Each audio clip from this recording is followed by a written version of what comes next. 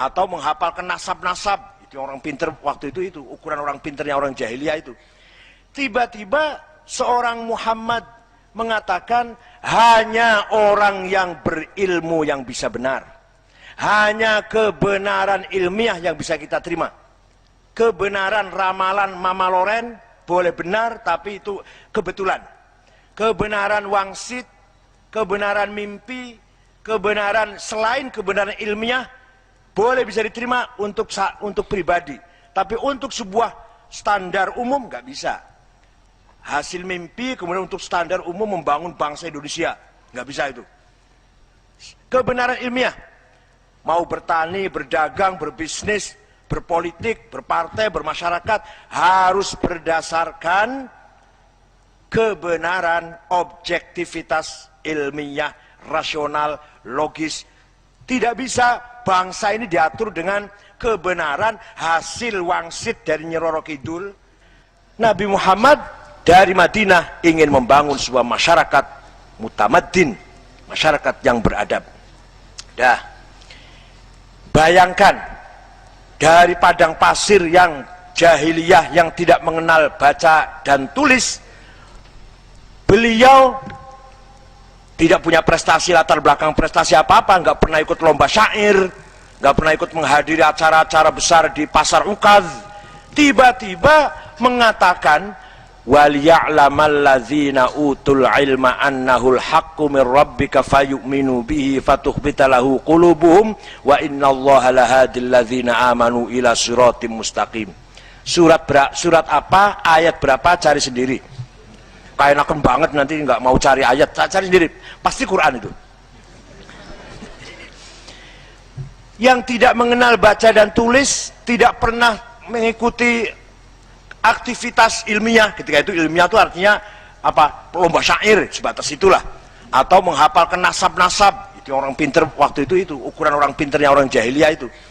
Tiba-tiba seorang Muhammad mengatakan hanya orang yang berilmu yang bisa benar. Hanya kebenaran ilmiah yang bisa kita terima. Kebenaran ramalan Mama Loren boleh benar tapi itu kebetulan. Kebenaran wangsit, kebenaran mimpi, kebenaran selain kebenaran ilmiah boleh bisa diterima untuk pribadi. Tapi untuk sebuah standar umum nggak bisa. Hasil mimpi kemudian untuk standar umum membangun bangsa Indonesia nggak bisa itu. Kebenaran ilmiah mau bertani, berdagang, berbisnis, berpolitik, berpartai, bermasyarakat harus berdasarkan kebenaran, objektivitas ilmiah, rasional, logis. Tidak bisa bangsa ini diatur dengan kebenaran hasil wangsit dari Nyi Roro Kidul, hasil mimpi seorang kiai. Kalau untuk satu orang boleh, tapi untuk sebuah bangsa nggak bisa. Saya dipesani oleh Mbah Yai kata tadi malam ngimpi, saya kalau bangun rumah harus madepnya ngetan. Kalau kemudian mulai buka teki ya, mulai pertama kali bangun harus jam 9, lebih 9 menit, 9 detik. Boleh kalau untuk ente sendiri. Tapi untuk sebuah pembangunan bangsa nggak bisa. Kebenaran ilmiah yang bisa kita lestarikan. Itu Quran mengatakan atau Rasulullah mengatakan itu 14 abad yang lalu. Belum ada Amerika, belum ada Australia, Eropa belum maju, masih belum kenal mandi Eropa waktu itu. Quran sudah mengatakan mari mencari kebenaran harus dengan berdasarkan logika, rasional, mantik, premis minor, premis major, dan konklusi yang benar. Itu waliya'lamal ladzina utul ilma annal haqqu min rabbik. Kalau yang ngomong dosen UIN pantas, kalau yang ngomong Amin Haji pantas, profesor. Dan yang ngomong orangnya juga nggak bisa baca, nggak bisa tulis. Muhammad bin Abdullah bin Abdul Muttalib bin Hashim bin Abdul Manaf bin Qusay bin Kilab bin Murrah bin Ka'ab bin Lu'ay bin Ghalib bin Fihir bin Malik bin Nadr bin Kinanah bin Khuzaimah bin Mudrika bin Ilyas bin Mudar bin Nizar bin Ma'ad bin Adnan bin Ad bin Udad bin Hamaisa bin Salaman bin Banat bin Hamal bin Qidra bin Ismail bin Ibrahim bin Tarah bin Nahur bin Syaruh bin Arhu bin Falik bin Abir bin Shalik bin Arfakhshad bin Sam bin Nuh bin Lamak bin Matushalah bin Akhnuh bin Elyarad bin Mehlayil bin Qinan bin Anush bin Syith bin Adam alaihissalam. Ini tidak pernah belajar baca tulis, tidak pernah masuk pesantren, nggak pernah jadi ketua panitia seminar, nggak pernah jadi moderator, tiba-tiba mengatakan kebenaran ilmiah yang harus kita jadikan kebenaran yang abadi, yang kita harus percayai, pegangan menjadi abadi. Nah, dari ayat ini kita tahu satu, tidak mungkin ini bikinan Nabi Muhammad, nggak mungkin. Dua, in huwa illa wahyuha.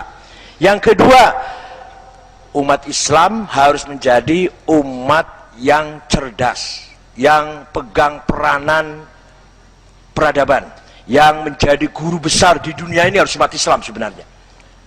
Nah, dulu ya umat Islam menjadi guru besar, cerdas-cerdas, jenius, tidak kalah cerdasnya dengan Aristoteles, Plato, Socrates, Empedokles, Pythagoras, Anaximandros, Demokritos, Thales, Plotinus, Zeno, tidak kalah dengan itu.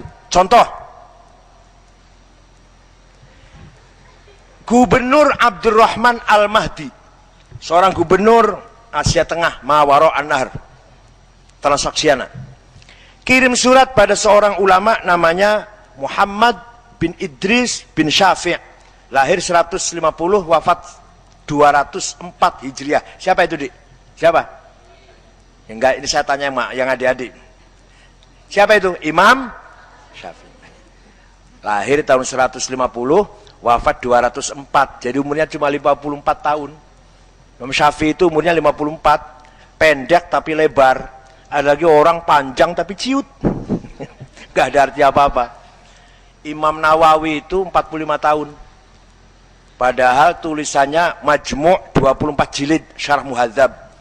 Belum Syarah Muslim 9 jilid. Itu umurnya 45 tahun, sampai lupa nikah Imam Nawawi itu. Tapi kalau kita jangan lupa nikah, jangan. Itu biar Imam Nawawi saja lupa nikah. Kiai Wahid Hashim wafat itu umur 39 tahun. Ketika menjadi anggota BPUPKI, Badan Persiapan Kemerdekaan Indonesia, paling muda. Bersama Soekarno, Hatta, Gus Salim, Kar Muzakir, Ki Bawah Sadi Kusuma, Muhammad Yamin, siapa lagi? Lemena Marimis, itu baru berumur 34 tahun ketika menjadi anggota Badan Persiapan Kemerdekaan Indonesia itu. Nah, pertanyaan Abdurrahman Al-Mahdi, Syekh, saya kalau membaca Quran tidak paham karena Quran tidak ada penjelasan, tidak ada bayan, tolong dijelaskan. Imam Syafi'i memanggil muridnya namanya Rabi' bin Sulaiman Al-Muradi. Rabi', duduk. Ini saya dapat surat pertanyaan dari gubernur. Kita jawab ya. Uktub ar-risalah. Tulislah surat. Nah, Imam Syafi'i yang dikte, Rabi' yang nulis. Suratnya Syafi'i itu akhirnya berjumlah 300 halaman. Itulah ar-risalah. Isi dari Ar-Risalah itu pertama kali faslun fil bayan.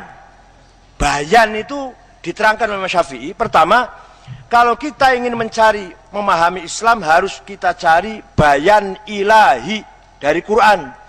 Tapi ketahuilah bahwa di dalam bayan ilahi macam-macam. Ada mutasyabihah, ada muhkamah, ada majaz, ada hakikat, ada am, ada mutlak, ada khos. Itu diterangkan. Kalau dicari di Quran tidak ada, maka harus cari bayan nabawi, sunnah, hadis. Tapi sunnah itu ada mutawatir, ada masyhur, ada aziz, ada ahad. Itu pun masih 4 lagi. Yang paling tajam, yang paling berbobot kalau redaksinya amarona Rasulullah kada, nahana Rasulullah an kada. Ini yang paling berbobot. Rasulullah perintah kita begini, Rasulullah melarang kita jangan begini. Itu yang paling nomor 1 bobotnya itu. Bobot khitabnya, dilalahnya. Yang nomor 2 kalau redaksinya kunna ma'a Rasulullah naf'alu kada. Kita bersama Rasulullah mengerjakan ini. Nah, itu nomor 2. Yang nomor 3 ra'aitu Rasulullah yaf'alu kada. Itu nomor 3. Saya melihat, menyaksikan Rasulullah berbuat begini. Yang nomor 4 ini sahih semua loh. Ini sahih semua tapi bobot dilalahnya beda-beda. Yang nomor 4 an Rasulillah qala sallallahu alaihi wasallam. Ini hadisnya mubalig. Hadisnya para khotib Jumat dan mubalig. Enggak usah berbobot, enggak apa-apa. Asal sahih. Rawahu kalender juga enggak apa-apa, mubalig saja. Mubalig saja. Itu cari di sunnah. Kalau tidak ada di bayan nabawi, maka pindah pada bayan akli. Lah akal itu, al-aqlus sahih, harus terukur, harus apa? Ada aturannya lah, harus memenuhi syarat, aturan yang memenuhi syarat. Tidak ngawur, tidak asal menafsiri, tidak asal akal, tapi harus betul-betul mampu. Kalau dilakukan secara rame-rame bersama-sama namanya ijma'. Kalau secara sendiri-sendiri namanya qiyas. Ijma' pun sebenarnya qiyas, hanya qiyas rame-rame. Kalau qiyas itu qiyas yang sendiri-sendiri. Qiyas pun macam-macam. Istiqra'i, aulawi, burhani, tamsili, khitobi, syi'ri, iqna'i. Itu macamnya qiyas. Imam Syafi'i luar biasa cerdasnya. Dengan metodologi riset, Imam Syafi'i berani mengeluarkan hukum yang luar biasa. Contoh, mujibatul ghusli arba'atun. Itu kan Qur'annya nggak jelas tuh, wa in kuntum junuban fattoharu, gitu aja kan. Kalau kamu jinabat harus suci dulu. Jinabat itu apa? Toharu itu bagaimana? Lah, fikih yang menjelaskan. Setelah ada usul fiqh, mujibatul ghusli arba'atun, iltiqaul khitanaini wa illam yunzila. Wajibnya mandi nomor 1, ada 4. Nomor 1 kalau 2 perkakas ketemu. Walaupun tenan dikira aku guyon ta. Tenan. Nalikane 2 perkakas ketemu, walaupun tidak sampai muncrat. Ya enggak sampai netes lah. Baru pel gempa enggak jadi. Itu wajib mandi. Terus supaya nggak porno, mana yang gitu, memang gitu maknanya kok. Yang kedua, netes walaupun nggak melalui 2 perkakas ketemu. Yang ketiga, head. Nah ini luar biasa. Imam Syafi'i menggunakan metode riset. Riset itu bukan hanya baru-baru sekarang ada LIPI, ada universitas, enggak. Imam Syafi'i yang pertama kali. Riset, yang kesimpulan hasilnya Syafi'i itu, penelitian ilmiahnya Imam Syafi'i itu kesimpulannya, hasilnya, aqallul haidi yaumun wa lailatun. Itu di Quran nggak ada itu. Di hadis juga nggak ada itu. Orang haid minimal sehari semalam. Lumrahnya 7 hari, maksimal 15 hari. Lebih dari 15 hari masih keluar darah, bukan darah haid. Itu namanya penyakit. Bawa ke dokter, mandi yang bersih, disumpel pakai anduk, sholat. Anduknya jangan besar-besar.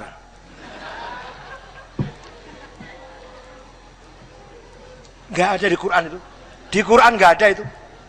Beraninya Syafi'i membatasi maksimal haid 15 hari. Berani sekali itu. Memang kebenaran riset itu. Bukan kebenaran yang diambil dari bayan ilahi, bukan dari bayan nabawi. Akli. Aqallun, yang keempat nifas. Jinabat yang keempat, mujibatul ghusli yang keempat nifas. Aqallun nifasi majatun. Paling tidak orang nifas itu sekecrotan. Sekecrotan apa nih majatun bahasa? Sak lepehan udah. Lumrahnya 40 hari, maksimal 2 bulan, 60 hari, lebih dari 2 bulan. Kalau masih keluar darah, bukan darah nifas, penyakit, pergi ke dokter, mandi yang bersih, sholat. Berani yang Syafi'i itu membatasi, bikin batasan-batasan. Itu riset itu. Itu namanya bayan akli. Oleh karena itu menurut kita, menurut Imam Syafi'i dan lain-lainnya lah, ini contoh Syafi'i, kita tidak mungkin paham agama Islam kalau tanpa akal, kalau tanpa ijma', kalau tanpa qiyas. Kalau hanya Quran dan hadis saja, akibatnya 2. 1, salah semua 2 ini. Akibatnya dua-duanya salah. 1, menjadi liberal sekarpe dewe. 2, menjadi ekstrim, radikal. Liberal, kenapa? Karena sama-sama fi'il amar. Nanti dua-duanya wajib semua, atau kalau tidak wajib, dua-duanya tidak wajib semua. Aqimus sholah amar, wajib katanya. Kalau kulu washrabu tidak wajib. Loh, yang membedakan siapa ini? Siapa yang milah-milah? Oh, yang milah-milah Imam Syafi'i usul fiqh. Berarti pemilahannya itu dhonni. Paham dia? Aqimus sholah al-amru yadullu al-wujub. Tapi nek kulu washrabu ya dulu alal ibahah. Sopo sing iki wujub, iki ibahah. Yang memilah-milah itu siapa? Manusia. Contohnya Syafi'i lah, katakan Syafi'i usul fiqh. Dengan usul fiqhnya itu berarti pemilahannya itu dzonni, tidak qot'i. Wong hasilnya manusa wae kok. Masa qot'i dzonni dong. Oleh karena itu bisa saja aqimus shalah wajib, kulu washrabu ya wajib, kulu washrabu tidak wajib, aqimus shalah juga tidak liberal. Saya tidak liberal, saya enggak. Dengan tadi dikira saya jil, enggak.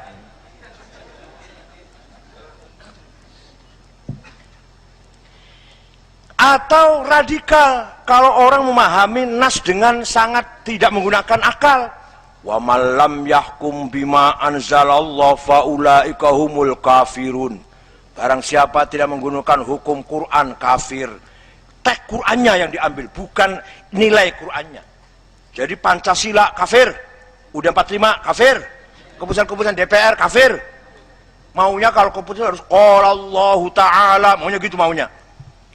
Mas, kita makan rendang, jangan tanya kelapanya mana. Maunya kelapanya segelondong itu kelihatan. Kelapanya sudah dibuang serabutnya, dibuang batoknya, diambil kelapanya masih diparut, sudah diparut, diperes, ampasnya dibuang, diambil santannya, santan dicampur ke bumbu lain, tinggal makan saja enak. Jangan tanya mana kelapanya. Nah demikian pula, apa itu Pancasila, apa itu keputusan-keputusan yang di situ mengandung nilai-nilai Islami, tidak harus qala Allah Ta'ala. Mana yang bertentangan dengan Islam? Ketuhanan, kemanusiaan, persatuan, keadilan. Apalagi satu lagi? Kebijakan diatur dengan mana yang bertentangan dengan Islam. Tapi tidak ada qala Allah Ta'ala.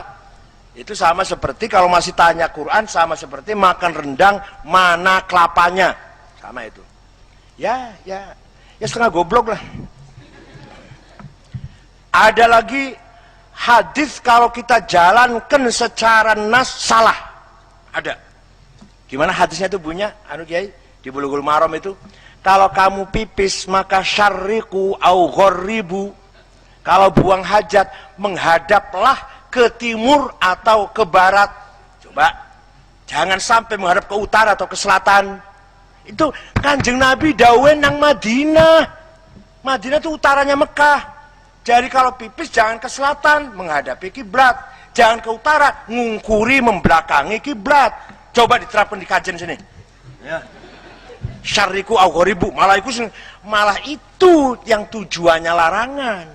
Jangan baca teksnya.